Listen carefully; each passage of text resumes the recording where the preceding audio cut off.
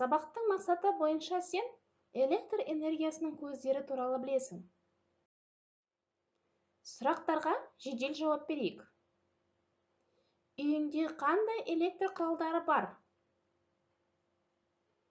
Олар жұмыс істеу үшін не керек? Электр құралдары іске қосылу үшін не істеу керек? Электр энергиясын қалай алады? Кейбір құралдардың жұмыс істеу үшін электр энергиясы қажет. Ол электр энергиясы көздерінен алынады. Адам электр энергиясының қандай көздерін пайдаланады? Елімізде қандай көздерін пайдаланады? Елімізде қандай электр энергия көздері бар? Қандай құралдарда батареялар қолданылады? Осы сұрақтарға ақпарат алайық.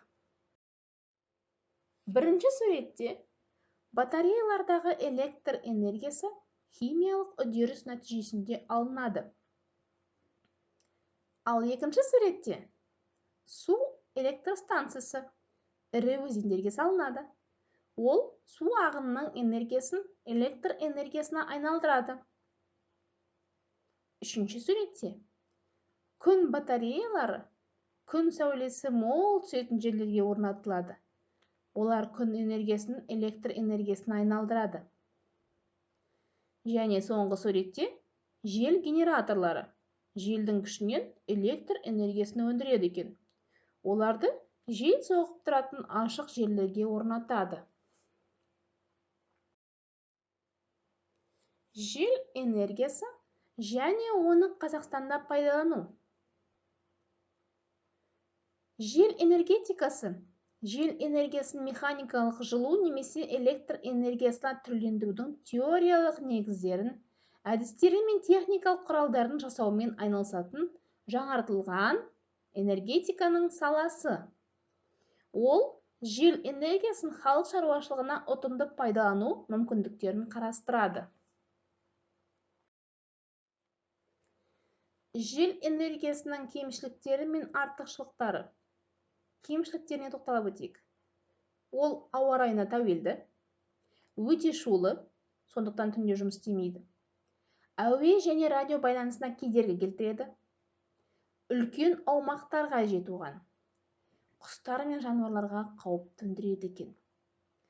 Ал бұның артықшылықтары шикізат қажет емес. Ауаға зиянды газдар шығармайды. Зертте жеуге болатын батареяларды қалай жасауға болады? Қандай батарея энергиясы көбірек береді? Сен оны қалай білдің?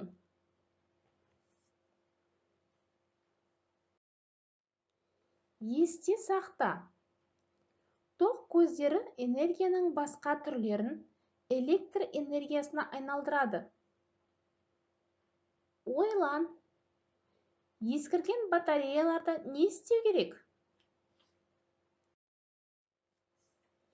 Сен білесің бе? 150 жылдан бері дүние жүзі бойынша экспо көрмесі ұйымдастырылып келеді. Онда көптеген елдердің техникалық жетістіктері көрсетіледі. Қазіргі кезде адамдар экологиялық қауіпсіз энергия көздерін пайдалануға тырысады. Сондықтан Астанадағы халықаралық экспо 2017 көрмесі болашақтың энергиясы тақырыбында өтті. Электр тогының өмірдегі пайдасы мен зияны. Мына суретке назар аударайық. Балалар, дәптерімізге электр тогының өмірдегі пайдасы мен зиянын жазып шығайық. Және қауіпсіздік ережесін сақтау жолдарын айтып берейік. Дәптермен жұмыс. Дәптеріміздегі 52-ші жұмыс парағы бойынша электр энергиясын қалай алады тақырыбындағы тапсырмаларды орындайық. Энергия түрлері мен оларды алатын энергия көздерін бағыттамамен қос. Тапсырманы орындауға кірісейік. 53-ші жұмыс парағы бойынша электр көздері. Яғни балалар, сөйлемдерді аяқтайсыңдар.